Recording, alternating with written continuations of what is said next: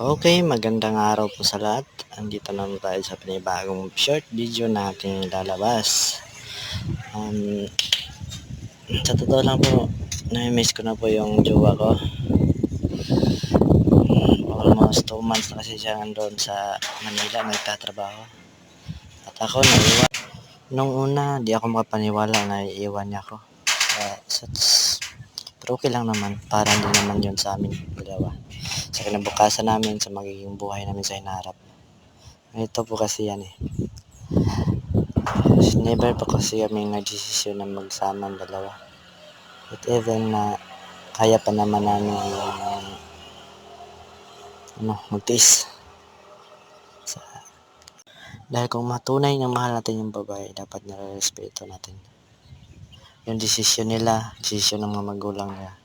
Ganun lang po yun. Maraming salamat po.